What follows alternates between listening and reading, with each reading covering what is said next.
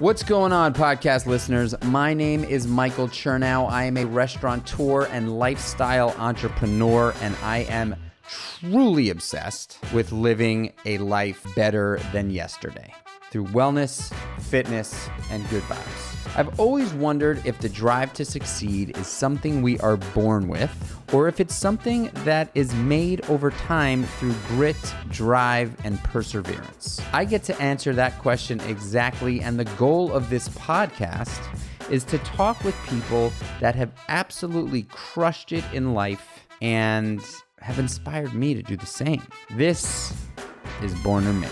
Thank you. Appreciate that. All right. So what's going on, guys? Welcome back to the Born or Made podcast. Today, I have an incredibly special guest on the show. Her name is Kendall Toole. She is a leading Peloton instructor for a long time now. She is a brand new equity partner at X2 Performance. She is also doing incredible things in the world of mental health advocacy and has been for a long time. We also have dogs named Bowie together. We both have a dog named Bowie. What? See, now I feel bad. I literally just had Bowie at grooming. So he's not next to me right now, which is like the strangest thing. I can't believe you have a Bowie. So I have a Bowie, and he's actually a new dog. He's a little pup. He's actually not a little pup. He's a big pup. He's a big boy. But I rescued him and did not know what I wanted to name him, or what we were going to name him. But as soon as I got him in the car, Under Pressure started playing on the radio. And I just said, boom, that's it. It's Bowie. And he fits Bowie perfectly. Mm-hmm. Like, okay, so personality wise, like a little cheeky, talkative, but a sweetheart, very friendly. Is yours friendly? That's it. Insanely friendly. But yes. he's almost 8 months old, and he's about 70 pounds. God bless him. And he's an American bully. Come to find out, I had no idea. We did a DNA test, and he's like predominantly American bully, so he's gonna be a big old doggy. But he is the fucking best. He is the fucking best, and he's the sweetest with my kids. He also happens to be an insane watchdog. Like, you know, sort of, I guess genetically, those dogs are just like down to protect. Anyway. Enough about our dogs. I want to get into your conversation. So real quick, Born or Made is a podcast that I've been doing for some time now. I have always been interested in the nature-nurture question, whether people are born to do what they do and crush it, or if they were made over time. And I like to get to the answer to that question at the end of the podcast. But the way we get there is through hearing your story. So I know that we don't have an enormous amount of time. So I want to hear your story from way back. I want to hear about your mental health and where you're at now and where you were and how you got through that, because fitness saved my life. And I can only imagine that we share that, quality together. I've been sober for 17 years, and mental health is a massive part of my journey. Awesome. And so let's have it. Kendall, welcome to the show. Thank you so much for having me, Michael. I really appreciate it. I think it's super exciting to get to chat. I love people that have essentially gone through hell and back, because I find the people I tend to connect with, even the friends, the people that I partner with, everything, they have this massive story of fight and of overcome and of this thing that I say all the time, like staying in the fight. And I don't know another way to put it. It's like you keep moving forward, you keep progressing, even when you get knocked down. From the words of my dad, thank you, Dad, for this one. And this is still our connecting point. Like, he always taught me, you get knocked down, but you don't let them knock you out, and you keep going. And that's just the way that he's like, that's the way this family operates. That's the way that we operate. We're going to get through this. And yeah, I think starting off at the beginning, I was always an intense kid, to put it politely. I was very bossy, which I just think is great leadership abilities. But as a little girl, it was a lot. But I appreciate the fact that, like, growing up, I was always allowed to have an opinion. I was the youngest in my family by quite a bit. So it was kind of like, I remember our first dog, we had a white German Shepherd named Duke. And I was adamant. I had a white dog named Duke too, FYI.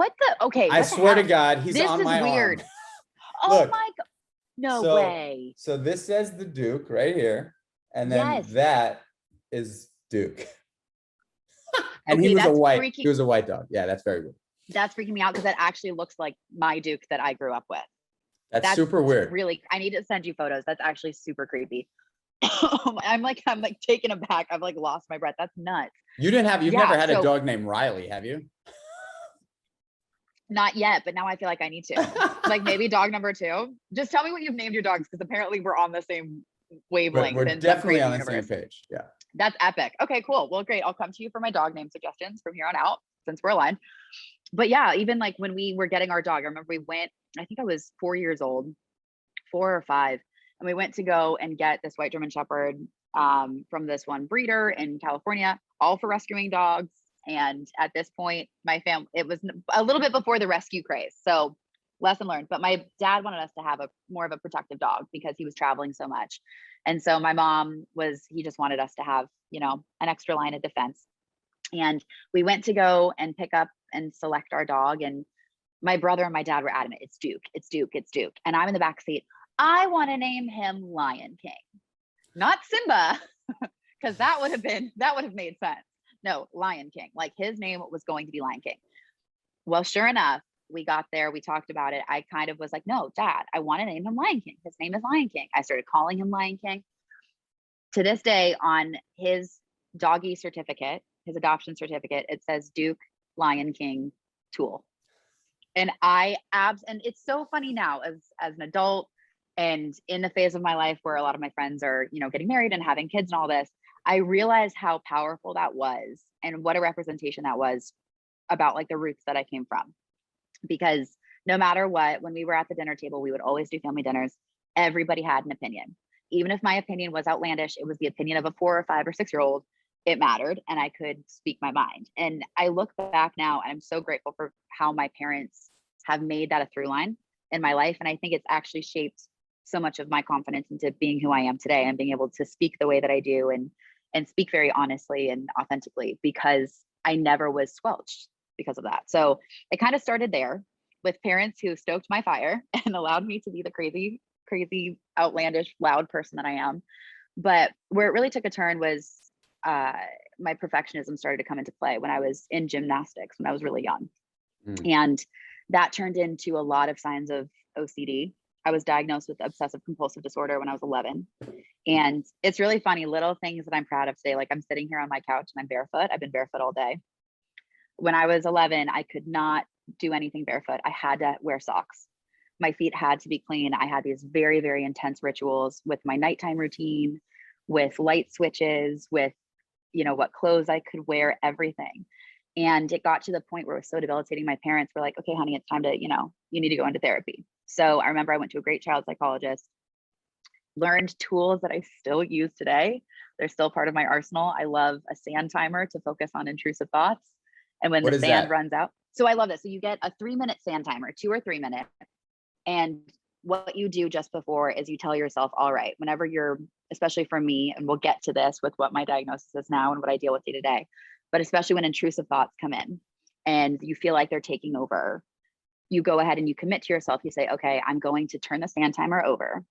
And as long as the sand is falling, I am going to go full tilt into these thoughts. I'm going to think every single thought I can think. I'm going to allow myself to go to that creepy, dark, scary place. But the rule is that once that sand is done, you're done. You already gave yourself the opportunity to let those thoughts exist. And now we're going to close the door on that. Mm-hmm. So it gave me an opportunity to create the space for the feelings, to meet them where they were, to meet the thoughts where they were. And then it also helped me set a boundary about not going back there. It's like scratching an itch. It's like scratching the mosquito bite a little bit, and then you put the X in it and you hope that it stops itching. Mm-hmm. Kind of the same concept. And so I still use that to this day when my anxiety gets very, very prevalent or intrusive thoughts. And it definitely has been a great tool. So I learned some great tricks then and some great things with therapy then. And, life continued, got into acting in my teen years, lived in California, SoCal, wonderful, crazy, being around the industry, but also receiving so many no's and so many almost. Like almost had a role, contracts on the table, my life's going to change. And then, oh, nope, we gave it to that person. That's a superstar that we gave the offer to. They actually said yes. So sorry. So there was a lot of these almost and what ifs. And on the edge of something, and it always was met with no. And that was a game changer for me, because I always thought if you work hard enough, if you outwork everybody, if you outlast everybody, if you are a nicer person, like, again, almost the OCD superstition, it'll work for you. You'll get what you want. That's just, it has to work this way. Well, continuing on, going into college, go to USC, dream school for film and for business. And just before I got in, I got this dream role in a movie, and everybody in the cast was superstars. One man won an Oscar for his role that he played in Winter's Bone. The two kids that were playing my siblings, both are super successful, like young kid actors that are now even bigger than they were then. And then you have like little old me who's in this cast that nobody knows who the hell I am, even though I've been, working my ass off for this for years. And we shot the movie. I was told my life was going to change. You're going to go to college for like 6 months, and then your life's going to switch. We have all these meetings. Get ready. It's going to launch at Sundance, all this. Well, to put it lightly, the premiere of the movie did not go as planned. The response, the reach wasn't there. There were issues in post-production, and it kind of was and wasn't simultaneously. So in college, I just then threw myself into, okay, let me join a sorority. Let me distract myself. Maybe that's what I need to do. Let me join the cheer team. I ended up making the SC cheer squad, which was epic. But I did all these things to put off what was going on deeper. And the truth was like this dream, this concept of who I thought and who I had worked from the time I was 11 years old and who I thought I was going to be, it just wasn't going to pan out. And I was avoiding hitting that bottom, and I was avoiding that realization. So come my senior year of college, to put it lightly, the shit hit the fan. I couldn't distract myself anymore. And I got to a point, and at my worst, and trigger warning for anybody listening, I want to be very respectful of people's experiences. But I got to a point where I was on the very moments before attempting suicide. So it was this moment of absolute darkness, absolute numbness. I think numbness is actually more the feeling. It was something that it's so hard to describe, because I think back to these moments and I feel like it doesn't even feel like my life. It feels like a totally separate person, but I also know that that person will forever and will continue to live inside me. Like that is part of me. And that's a piece of me that I always have to accept. And so at that point, I remember being on the verge, and I had an instinct. I checked my phone, and this is actually the part that makes me tear up. And now I just got a ding, ironically, but my mom had tried calling me 14 times. She, whatever it was, mother's instinct, our connection, she knew. And I picked up the phone, and she goes, "What's wrong?" And I said, "I need you to come pick me up." And got in the car. Honestly, I didn't share how close I was until it probably took me 2 years to speak exactly of what happened that night and what almost happened that night. And I remember she picked me up. It was November of my senior year of college. I'm about to graduate this incredible university. I have, mind you, here's the irony. I have straight A's. I'm getting essentially 2 degrees. I'm very high functioning. I have a job. I'm doing this. I know, like, everything on the surface, you would have had no freaking clue. Even my roommates, like I had roommates at the time, they had no clue. They knew that I was kind of like, she just seems stressed, or maybe, but I hid it from everybody. I hid it from my parents. And I think that was the biggest thing, because I'm so close to my family. That was like the big sign. Can I just say something? Can I just interject for a second? Sorry, I know I'm like, no, this is like exactly it. This is exactly it, because I believe storytelling is everything, right? And human beings love listening to, and a select few are able to tell stories in a real way, and you're one of them. I just want to make a mention here, because it's the similarities between what you went through in regards to your mental health and what is quote unquote sort of known as alcoholism are very, very similar, right? Like, believe it or not, alcoholism is actually a mental, it's a disease. It's a mental health issue. Yes. Thank you. Yeah. That's a common misconstrued, frustratingly misconstrued point that we need to eradicate in the social ether, is that alcoholism is just a flaw. It's not. Yeah. I have it. And it is also, it's genetic, and it can run in your family, and it's a very real thing, and it has to be considered, and we have to be much kinder about how we treat it. And on top of that, like, it's very prevalent right now. And, you know, more and more people are taking note of this like global issue, right? That people are escaping, or people think that they're just escaping into drugs and alcohol, but ultimately, you know, the illness of alcoholism is essentially a voice in your head that tells you you suck. And so that is the same exact, in many mental illnesses, struggle with this inner voice that is absolutely dying to take you out, dying to take you down. And there are solutions, right? I know, and I just wanted to make that mention because so many people don't understand that mental illness is a real thing, and it expresses itself in many different ways. And alcoholism is one of them. And that's my experience. Obviously you had your, you know, and I would love to hear what your diagnosis is now, but if you are struggling with alcoholism or with any sort of mental illness, it doesn't mean that everybody on the outside is going to know. It just doesn't. No. You know, and if you hold it in and you keep it to yourself, the chances of your success in resolving or becoming part of the recovery story are slim to none. So I would highly recommend, if you're listening, fucking say something. Fucking say something, because you're looking at two people or listening to two people right now that have been to what you said earlier, hell and back, and are fucking thriving. Yes. All right. 100%. Yes. No. And I will tell you that. And to that person listening now too, it is not something that someone's choice to share it later on down the line may or may not happen. I didn't think I would ever talk about this. And a year ago, something changed. And it just was a day of like, nope, we're going here, like light switch. But regardless, it's no one's story but your own. But there's a beautiful thing and a beautiful gift in asking for help. And that's one thing I've always struggled with, is not just muscling through it. And no, I should be able, I had a lot of expectations of myself to be able to handle things on my own. The best thing you can do for someone that you love is actually ask for their support, is ask for their help. Because when you put the shoe on the other foot, and I know I'm that person that if someone needs me, I will drop what I'm doing and go. Like, I'm like, okay, what's up? We're going to fix this. We're going to get through this plan of attack. Let's get it done. To provide that same ability to someone, I know I feel like I'm sharing my love with someone when I do that. Allow people to do that for you. Like, everyone is deserving of that type of love in their life and that type of respect. And so being able to ask for that help, I cannot tell you, like, it brought my brother and I closer because I needed his support. And to this day, our relationship is incredible because now the shoe is on the other foot and other experiences. And even though he's older than me, he can come to me and say, hey, like, what the hell?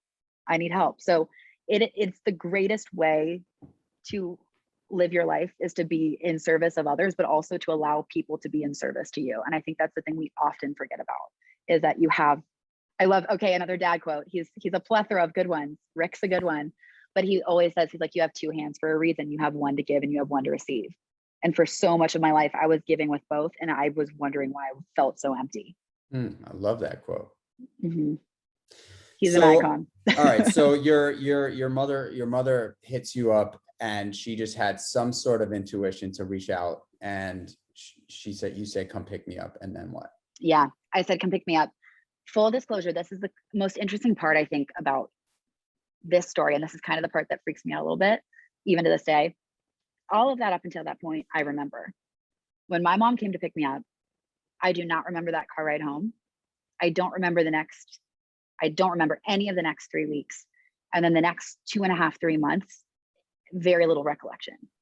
There was one point I remember I couldn't get it. I know when I came home, I struggled getting out of bed for 2 weeks, which, as somebody who's like high performance, high functioning at all times, that was nuts. And someone who had OCD previous, or not previous, you have it your whole life, but who really struggled with it, I didn't want to shower. Like, I am a clean freak. My mom was like, oh my God, what are we going to do? And apparently from her perspective, because I don't remember any of this, the first thing they did, they got me right into therapy, very intensive therapy. It was not inpatient, but we were very close to considering that option, depending on how I went through the first couple of weeks. She wrote to all my professors. I have such respect for my university. They were amazing. They absolutely said, you know what? Her grades are so high. Don't worry about it. We're going to keep what our grade is right now. If we have any issues with transfer, whatever, it's fine. We'll figure it out once she's better. Like, take a leave of absence if she needs, like, she can go for the rest of the semester. It's fine. So mad respect to my university and my professors, who are still friends to this day, for providing the space and the kindness to do that. I think another point that I want to make too is most people have their first mental health moment, or this inflection point, between the ages of 17 and 25. And by most, I think the figure for NAMI, who I work with, the National Alliance on Mental Illness, I think it's somewhere in the 25% range. So that's 1 in 4 people that, it's going to hit them between 17 and 25, if not earlier. And I think the effects of social media, the effect of the world that we live in, the heaviness of pandemic, all these other things, it's probably going to seep in a little bit, maybe sooner for this generation, I would think. But that's a pretty astounding number when you think, okay, that's your high schoolers and that's your college kids. And when you're in college, you're just figuring it out. Also, it's a space where part of the culture, depending on where you go, alcoholism is very real. There's a lot of party culture. There's a lot of things that make you distract. So I think it's important to be able to have that support system. And for a lot of people, it's the first time they're really away from home. So you don't feel that same level of connection. It can feel very isolating secretly. So again, if anybody out there is in those age ranges, like, I'm with you. I've been there. My love to you. It's okay to ask for help. But also, if you have kiddos, or if you have people in your circle or your family that are in that age range, like, give a little, like, have those conversations, keep those connections, do those check-ins. Even if they're stupid conversations, they actually can have a lot of impact. But that being said, the next 3 months, definitely, it's a blur. It's really a blur. I don't remember New Year's that year, which is so funny. I always have a chill New Year's. I'm not one to, like, go out and be nuts. It stresses me out. But I don't remember New Year's that year. But I do remember I moved back on campus. I moved into a studio apartment. It was the first time I started to understand the importance of curating my own space. And I meant that in so many ways. I meant that in terms of my friend group. I meant that in terms of where I was putting my energy. I really started getting into meditation through that process. I really started to, like, even design, like, having rituals, like lighting my candles before I go to bed, all these little things. I started to learn about myself. And it was very small steps, but I didn't realize what that foundation and groundwork would be. And made it to graduation, graduated with honors. How that happened, I don't know. I just threw myself into school and graduated with honors, and then entered the real world and I worked for a little bit. My mentor, actually, at the time, in the process, a little bit before my mental health moment and this, these dark thoughts and this suicidal phase, I have an incredible mentor who's a director, and he actually owns a boxing gym in Los Angeles. And me being the smart ass self that I am and hungry as hell, I remember I went up to him after class when he spoke in my junior year, and I said, "Oh my God, I love what you do. How did you do it?" Like, motor mouth, asking him a million questions, being a pain in the ass. And he looked at me and he goes, "Kid, I'm so happy I can do this here. I'm so used to editing myself." He's like, "How the fuck old are you?" And I was like, "I'm 20. He goes, "Dear God." He's like, "Okay, travel the world, go get your heart broken, like, lose all your money, get arrested. Like, you need to live your life. I love it, but what in the hell are you going to say? Like, what in the fuck story do you have to tell?" And it was this aha moment. So part of where I think what started my mental health journey was this conversation. So I remember that summer I went to Italy with school. I had the most incredible and most challenging part of my life. The guy I thought I loved in college broke up with me over text. Woohoo. That was a fun one. But I also, in this process, that night, me and my 2 girlfriends spent the weekend away from Rome, and we were in a place called Monterosso, which, if anybody has seen the movie Luca, it is based off that area. So there you go. Silencio Bruno. It's like the best part. And also, that's a great metaphor for the negative self-talk. So it's funny how everything I saw that movie, I was like, ooh, that hits a chord. But I remember in the middle of that breakup moment, I swear to God, I controlled the weather. And I went up on the roof in the middle of this insane thunder and lightning storm. I knew you were going to say that. I knew you were going to say insane storm. Yeah. So if anybody takes my classes, they're always like, "What's with the lightning bolts? What's with the lightning bolts?" And I'm like, it's actually this. So I went up again to this really high, incredible view. We were at this hotel that overlooked the Mediterranean. And I saw this flash of lightning to the point, I mean, it was close. It was stupid for me to be up there, but I was. And all I knew was I was attracted to the calamity. Like that's exactly how I was feeling inside. It was all the depression building up that I didn't know what the name of it was, but I knew this is how it feels. And so being in that storm, rain, wind, insanity, and this crack of lightning. And the crazy part, I remember, thank you, iPhone. I pulled my phone out and I took a photo, not of the first one, but of the second one. And I still have the picture to this day. It is probably my most prized photo. It's blurry, but I know exactly what it is. It changed your life. It changed my life because it was the one moment. It was like, it felt like a message of like, okay, there is clarity. There will be light. There was such power that, and that's why I love lightning, because in a moment of like absolute darkness, calamity, storm, no end in sight, all of that, you need all of that. You need the heat, you need the cold, you need all of it. And then something is created out of nothing. It's like such an alchemy moment of like all of this darkness created something so bright, so brilliant, everything illuminates, even if it's just for a second, that power is always there. And so that's why I wear a lightning bolt. That's why it's a symbol I like feel is part of me, because that was kind of the wake up call. And I think from that point on, I remember the next day, it was weird. I almost felt like hungover by the gravity of the emotions of that experience that night. Had a great night. Ended up, the rain cleared. We partied with a bunch of Italians. It was like the World Cup, I think. We were in some back of some bar. I was playing like, I swear to God, my friend was, I don't know what, yeah, we were in some back room of a back bar. There was like an Australian couple on their honeymoon. They were awesome. Love Aussies, greatest people ever. There was an Irish couple and a bunch of Italians. And then somebody had a guitar, and I remember they pulled it out and I started playing like Brown Sugar, like some like Rolling Stone song. It was epic. It was a full moon. It was a night, y'all. It was like probably one of my favorite nights of my life, but also one of the most profound. And so then fast forward, coming back to school, I thought I had it figured out, right? Okay, like I feel better after Italy. And then, as we know with mental health, if you don't address it, it's not like a one-time fix, it's a continual effort. And so that's where my mental health started declining more and more and more and more, because I realized, oh, even Italy or this moment or even that inflection point couldn't fix it. But back to it, I got into boxing right around that period because of this mentor. And because of this mentor is the reason I went to Italy. So it's funny how it all kind of builds upon itself. And boxing, especially when I got out of the intensive treatment and therapy I was doing, I started going to that gym, and I will forever be grateful to this man for being such a champion, both in my career, but also for my mental health, even indirectly. And he looked at me and he goes, look, just come to the gym as much as you want. Essentially, he like fronted the bill for my private training. He just let me train with one of his top trainers. This dude trains pro boxers. Like I am nowhere near that. And I can say that now, like I love to box. I'm definitely not half bad, but it's one of those things where I was like, okay, I'm learning a sport. It was the only time my head would shut the hell up. You know what? So it's, I mean, I knew that we were going to have a lot in common, but we have an enormous amount in common. So when I got sober and I had my sort of lightning bolt moment, I was introduced to a mentor who I sort of considered like an older brother. I really needed someone like that in my life at that time, because I was down and out and vulnerable. And like, it was sort of the end of my road until this door opened. And the first thing he did was take me to a Muay Thai boxing gym.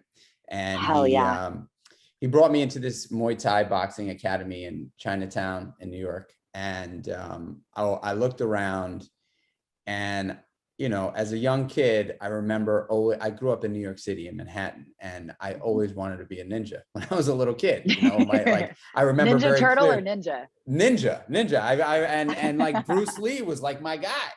And, oh my God, yeah. But because I was struggling for so long, like I just never had, you know, I played sports early on, and then 12, 13 years old, I was like deep on my path to darkness. But I walked into that gym, and for some reason, you know, the guy that took me there, he was like, look, here's the deal. He was like, you're banged up and you still think that you're the fucking best thing since sliced bread. You need some humility in your life. And the guys that you're looking at in this room are going to kick your fucking ass. And you're going to come here every single day, and you're going to train as hard as you can. and this is going to save your life. And I could honestly say I trained there for 12 years, intensely, like competed, the whole thing, right? And I learned arguably every positive skill set I have today in the ring, almost all of them. Dignity, discipline, heart, commitment, get the fuck up, always, never, ever let anybody tell you you can't. You might not be the best, but you are always going to stand back up. Use your angles. There's always an out. That's it. You know, like, don't worry about so it. much. Don't waste your energy. Yeah. Relax. Oh my God. Like being able to relax in an intense environment is learned. Like if you can actually do that in the ring when there's somebody looking to take your head off and act and respond as opposed to react. And like, so, you know, it's so interesting how boxing came into your life at that moment, and boxing came into my life at that moment. Anybody who is thinking about, you know, I mean, I have to make the mention that fitness did really save my life, you know, and it started with boxing, and then a bunch of other things came into fruition. But, you know, I prescribe to friends who are struggling fitness. I think that it is an absolute solution. And it sounds like it set you on your path as well. Oh, completely. I mean, movement is so therapeutic. It's medicinal in many ways, because essentially it's leveraging what we already have the ability to do. And I think it's even that, the metaphor of like being able to lift a weight that you never thought you could lift, being able to throw a combo, or again, I love what you said. It's like response versus reaction, you know, playing, like, always be on the offense. When you're on the ropes, you do need to know how to defend, but you're responding. You're not trying to protect yourself and roll up in a ball and run away. Mm-hmm. Like, you're always still looking for the opportunity, but the only way you can see it is if you're not overwhelmed by it. And the other thing that I love is like respect for your opponent, which a lot of people don't see. And I think that's the biggest thing with any type of fight sport or martial art, is that it is an incredibly intimate experience to fight somebody, because you see them. And when I say see, I mean see. You're looking in their eyes, because you have to. If you don't look at their eyes, you're gonna get popped. Like, mistake number one. Like, you gotta know where they're going. But also, you see the fear, you see the anticipation, you see the joy, you kind of see the, okay, I love the, oh damn, that was good. Okay, I'm gonna come back with this. Like, there's this level of respect. And it's so funny, like, you see professional fights and you see boxers and you see all the calamity around the promotion of it. But really, it's so fun when you see like the science behind it. And you're like, okay, yeah, all of the marketing aside, when you see two incredible fighters going toe to toe, it's just, you just know, you can see, you can feel the respect they have for each other, even if they're trying to take their head off at the same time. And that's such a point of the duality of life. But truly, back to movement and fitness, boxing started it. Through that, I then was back in therapy and did all that work and got diagnosed with anxiety and depression. And it's something I deal with to this day. It is not going to go away. I will say as well, like, I'm very adamant and clear about, like, people ask, how do you deal with it? You know, are you on medication? Yes, I am, period. I need it. It's no different than, and my mom described it to me this way. She was like, honey, if you had high blood pressure, would you not take your blood pressure medication? Or if you were a diabetic and you needed to take insulin, would you not take it, knowing that that could literally risk your life? Well, hell no, that's stupid. Exactly, same thing. So not trying to push that on anybody, but if there's, I think the shame around that, the shame around what type of treatment will work for you, everybody is different in particular, but we have to stop eradicating the idea that, oh, because I need this tool, I should feel less than. It's like being pissed off that you don't have like a hammer on your arm and you can't do things with it, or you don't have like a nail gun. Sorry, my boyfriend and I are fixing up a cabin, so there's a lot of like Reno metaphors going on right now. But truly, it's, so yeah, I was diagnosed and there was such a relief in knowing what it was. And then the research started, then the delving into it started, then the meeting it where it was at started.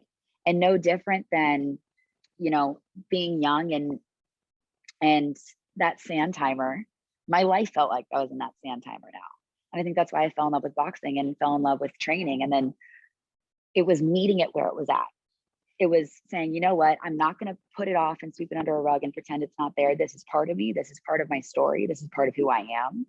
And I'm just going to face it head on. No different than I learned how to when there's another chick on the other corner of that ring that wants to pluck my head off. Mm-hmm. Because sure enough, like the opponent that I would have in a ring, I already have one in my head.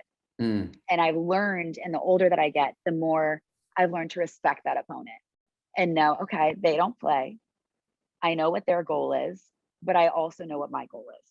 So it's like, okay, what's the fight going to be today? There are days, like what Dad said, when I definitely get knocked down. There are days when it's really, really freaking hard to get back up. And it gets challenging when I have a public career that I'm so grateful for, but I can't be down. My part of my job is performance, and it's when those red lights go on, you're on. So a lot of the freedom in that was essentially just exposing what the truth is, like taking the mask off and saying, listen, I know you see me on this incredible platform, and I'm very grateful I get to be a part of people and facilitating, not even because it's not me doing it, but facilitating people's growth and helping them fall in love with fitness and movement, and hopefully like showing them these tools. But I have my days too. And in fact, I think there's more power in us. And I say this all the time, like, we are in this together. When I call someone's cadence and resistance in class, I'm doing the same damn cadence and resistance. I would never, ever think of sliding on you guys, because I believe in, if I'm going to ask that of you, you need to expect that of me, because that's the same respect I think that we all deserve for the opponents in our heads, for the opponents that we face, and even sometimes like the challenges that life throws us. So I just want to say that, you know, like the opponent in the head, like I actually never really thought about that. Something that I think about when that, you know, son of a bitch shows up, I close my eyes. I mean, I have a few tools that I do. One is I wake up every single morning with some sort of untreated illness, mental illness, right? Like it's there, it's prevalent, and it's something that I wake up with.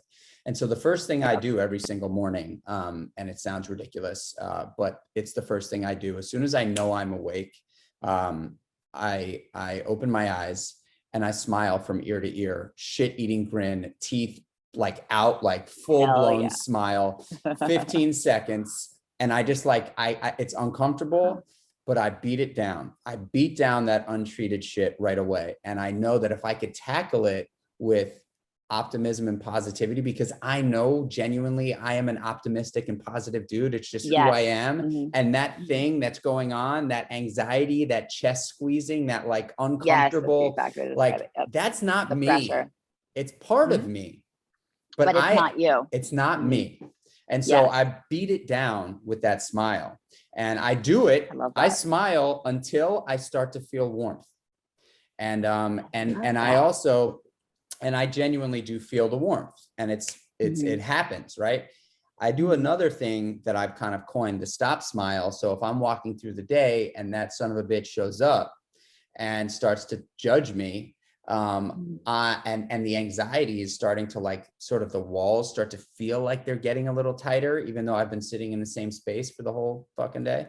I close my eyes, I smile. And the STOP stands for smile. And I smile until I start to feel like I can transition out of that negative space. So the T is for transition. The O is for I'm sitting there observing this thing happening. Like I'm not like faking it. I'm not like pretending. Like I'm genuinely, like if someone was like, hey, you need to hang that picture on the wall, I'd be like, oh, okay, let me go get my tools. I'm going to take my hammer. I'm going to take my nail. I'm going to take the hook. I'm going to hang it. Like I do the same shit for the mental illness. And so I observe it happening. And then once I can observe it and feel good about it, sometimes it takes a minute, sometimes it takes 5, sometimes it takes longer, sometimes it doesn't work, but most of the time it does. I then proceed for the P. And that stop smile shit, that tool really, really helps me. And then the last thing that I do is if that voice creeps up, I could say to myself, Mike, if that was a person, if that was not a voice in your head, if that was a person speaking to you the way that voice is speaking to you, how would you handle that? How would you handle that? Knock their ass out. You'd knock their ass out. I think that's so interesting. I'm rereading, and I love this book, but I'm rereading The Untethered Soul This is exactly that. And it's like the very beginning, the opening parts of it talk about you versus the roommate in your head, and starting to understand that the whole concept of like subject versus object, right? Obviously, if we are hearing those thoughts in our head and we're hearing that roommate, that thing, whatever it is, talk, that's not actually us because we're listening to it, right? So it's no different than like if there's a person on the street yelling crazy profanities, you know, New York, it happens all the freaking time. You're like, oh, that person's nuts, or that person is really going through something, bless them. But like, okay, that's not me. Same concept, just move it internal. So it was so interesting, even that concept of like, oh, okay, listening to those thoughts and saying, I hear you, but that's not me. Like I'm going to select a different choice. And sometimes you're really freaking loud and you're really getting under my skin. But again, I am not going to own that that's my truth. I'm not going to own that that's my person and myself. Now, can I definitively tell you what the self is? No, and that's like a whole other esoteric, like we could have probably a conversation for 5 hours and get into all of that. But yeah, I agree. I think kind of the key in all of this in the mental health conversation for me has been creating those little wins. And like for me, it's like creating those wins in what I put in my body and how I treat my body and how I treat my mind, and creating those small rituals. And so it's been great to, as I age, and I'm grateful for that, honestly, every year I'm like, oh, damn, yes, you added, feels like Girl Scouts, even though I got kicked out of brownies because I talked too much. That's a very true story. But it feels like you get another badge every time. And so it's those little stuff when you don't listen to that voice in your head, or you acknowledge, okay, like you smiling for 15 seconds and saying, no, that's literally you saying like to that voice, like, I am the captain now. Like this is my day. This is not your day. This is my day. You can be here because I know you're always going to be here, but I'm not going to let you steer the ship. Like that's not the way this is going to freaking happen. So all right, listen, we don't have a lot of time. I want to talk about a few things before we split. First of all, you sound fucking amazing, and congratulations for like all the shit that you've put together. Really, it's inspirational. And, you know, like we talked a lot about mental health, and I think that was purposefully done. You are killing it in your life now. And you are leading the charge as one of the top Peloton instructors. But I want to talk about X2 because you just took your first real equity position in a company. You're a partner of an amazing company, X2 Performance. Just give us a little bit about that. Yeah, for sure. So I'm really excited about it because of how it ties into who I am and what's a huge part of me. So I had this really cool opportunity, and you know, too, as someone who looks at fitness and treats fitness, it is your medicine, it is your therapy, it is so much a part of your person, and myself too. So when it comes to supplementation, when it comes to energy drinks in particular, that's always felt like a 4-letter word because of how much I've tried. I've seen what's in them. They honestly freak me out because I'm like, that's not natural. I can't describe that.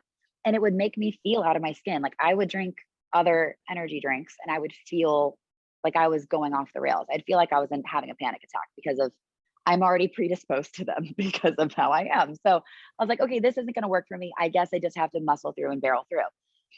I was really excited though when X2 came about and we started having a conversation, and I tried and tested it for probably about 6 months through my classes, through my workouts, through my boxing.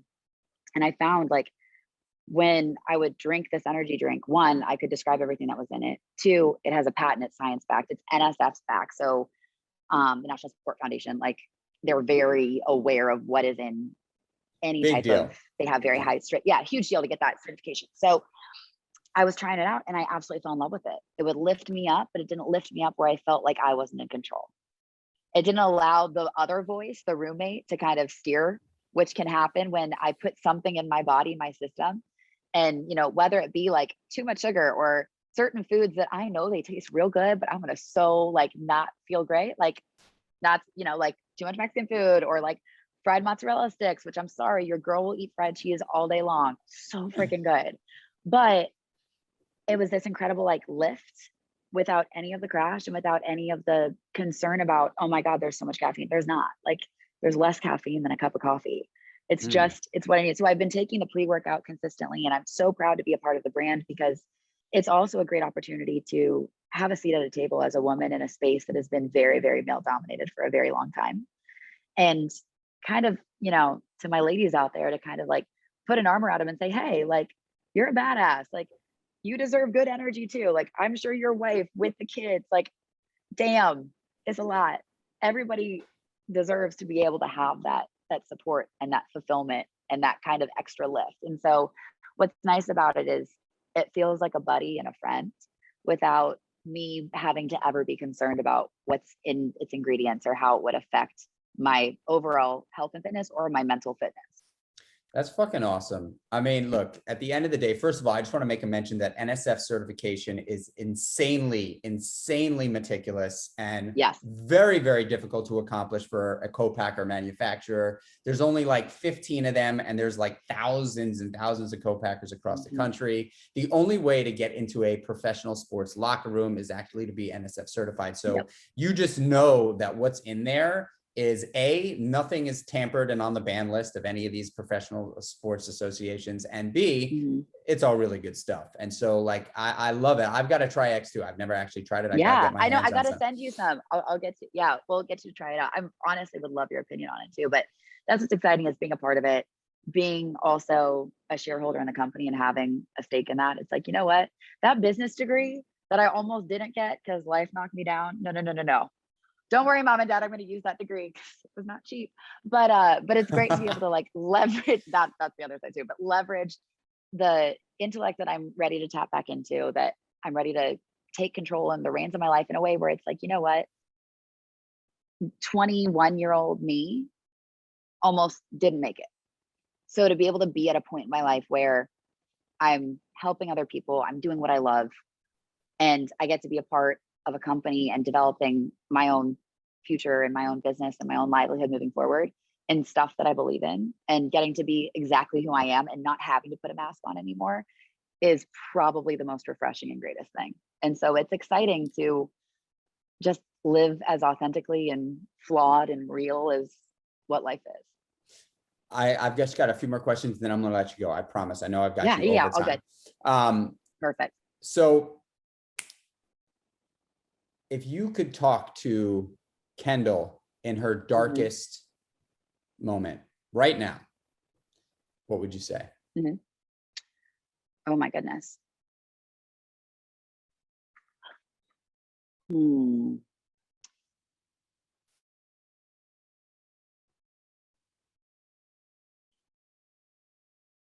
You're worth so much more than this. I think there was such a moment of not feeling enough or worthy. And it was funny because it's not in a space where I ever grew up thinking I wasn't, or I had so much support from my family, but it was from that roommate in my head. It was that narrative that was a part of my life and has been a part of my life. I was born with it. I will die with it. It's just the extra add-on I have in my brain because of the anxiety and depression. But that voice, I thought for the longest time, was me. I thought that was my true self. I didn't understand there was a separation. And I guess that would be the other thing I would say is like, that voice is not the real you. Like, that's not the real you. This is not the real you. Take a breath.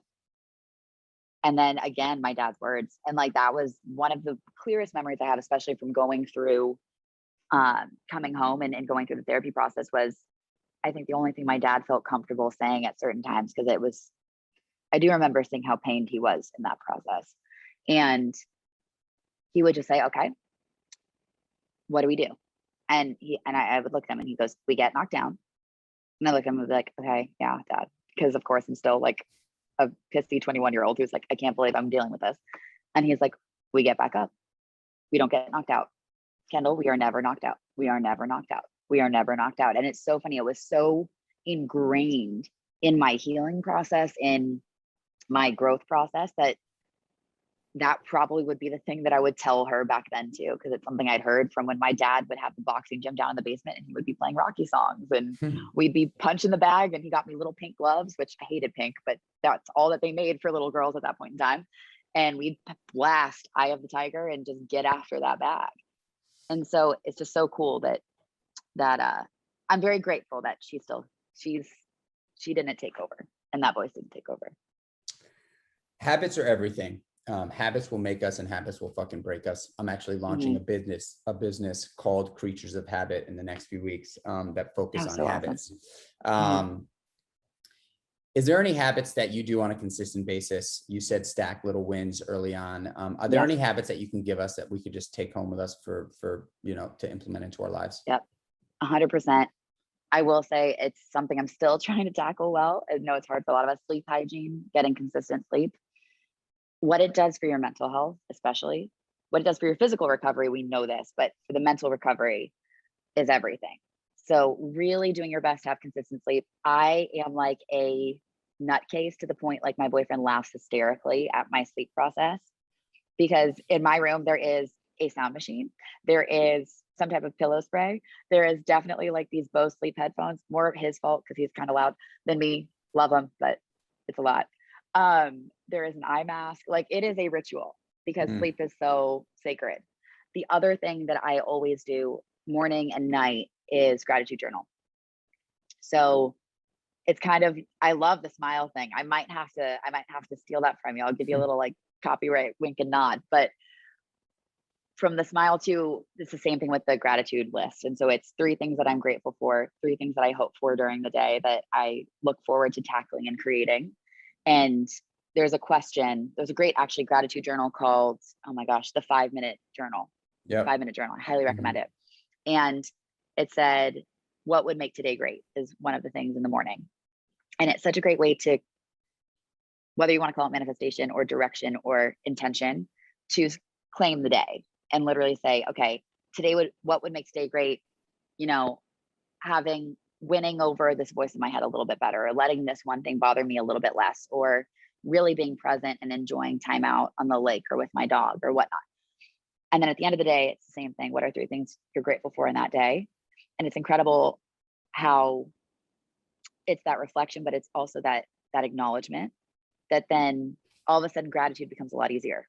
You become grateful for, okay, not just the basic, yeah, my mom, my dad, I love my couch, my bed's comfortable. Okay, great. We'll start there. But then it starts to become very specific. You remember that experience where that hilarious person in New York, like you were in a bodega and you laughed about like some crazy shit that happened on the street with a total stranger. And you will never see that person again, but it was the most insane moment and you will always remember it. And so will that person. It's that like really kind DM you got. It's, you were walking around the block and it's so sappy, but like there was like this gorgeous flower growing up through the damn concrete. And you're like, how in the hell did that get there? It's those things. And you start to get really specific about life and you start to kind of remember how fucking awesome it is that we're here right now. Because especially for people like us and a lot of people, because there's millions and millions and millions of us in the world, it's very easy to forget how incredible it is that we even get to be here. So I would say that's definitely key too. Kendall Toole, you are the fucking shit. This was such a good combo. You're like when I think of you now, I'm going to think of that light in the darkness on a crazy thunderstorm that is like totally awe-inspiring. And you are that person. Like, you are shining. You are really shining. And I know the value that you brought to this podcast today and to the listeners. And, I feel like you and I could probably talk for another 5 hours. I have to ask the last question. Do you, Kendall Toole, believe that you were born or made to crush it the way you do today? I was born with every sense of purpose for what I'm doing now, but I believe through the grit and the grind, whether divinely guided or by whatever it is, that's why I'm capable of crushing it today. I was made.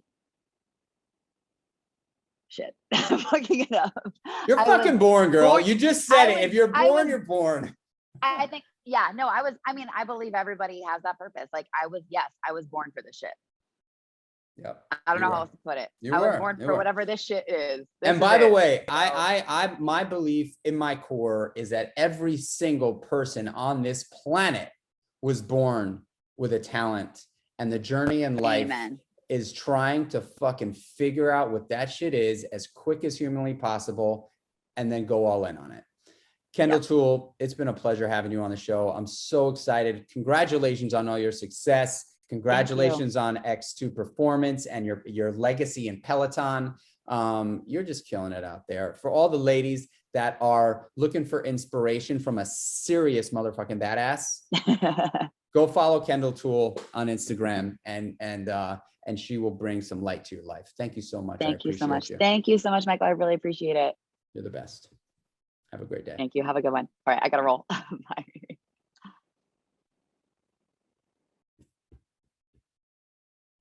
That was a great episode, for sure. That was so good.